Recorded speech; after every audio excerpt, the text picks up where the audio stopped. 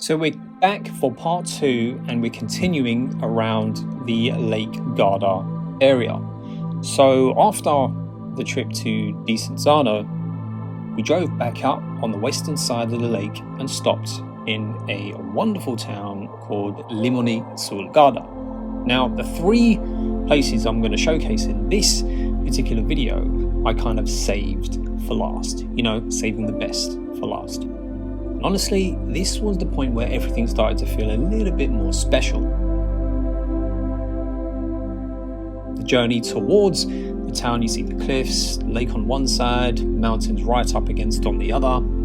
It's quite dramatic the whole way through.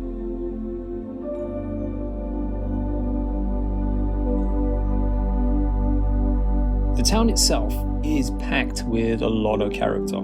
There's old lemon terraces built into the hills, narrow stone lanes, balconies filled with plants.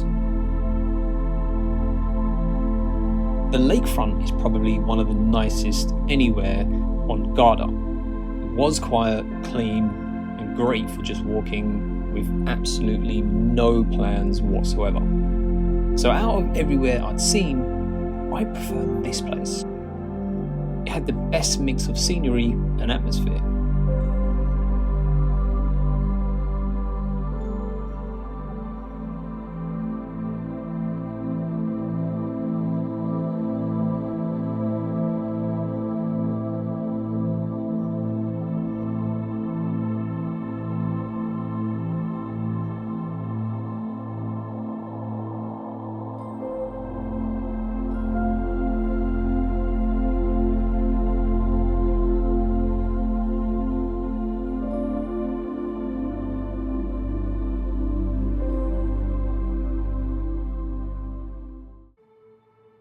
And from Limone, we headed inland towards Lago di Ledro, which doesn't take that long, maybe around 30 minutes. But it's a completely different landscape altogether.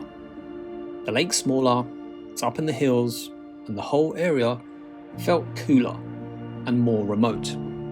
So there aren't any big towns, just a few quiet villages, and a couple of campsites and 1 or 2 cafes right by the water. But the lake itself is clear and bright blue. And there's a walking path that goes all the way around it.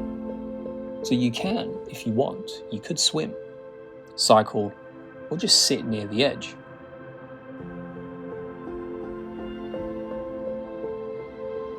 And after all the bigger towns along Garda in the other video, Ledro felt like the perfect contrast.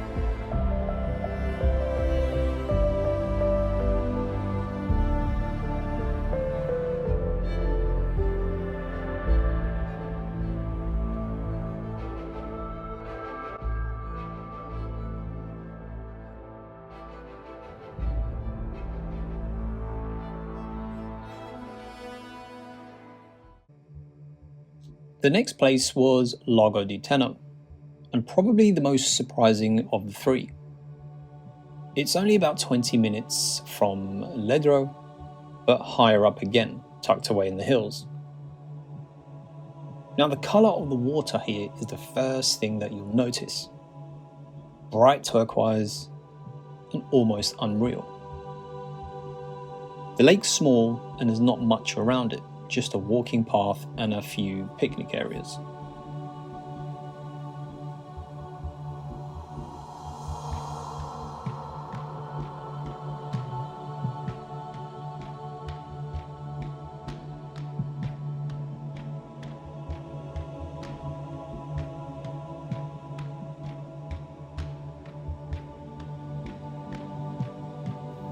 But one thing that stood out was the long metal bridge you can walk across.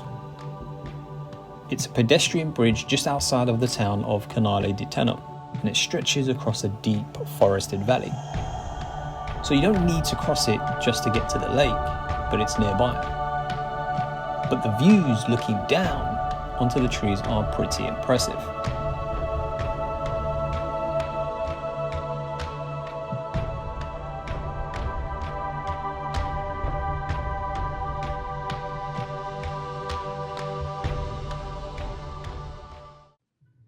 And lastly, from Tenno, we went on a 2-hour drive up to the Dolomites.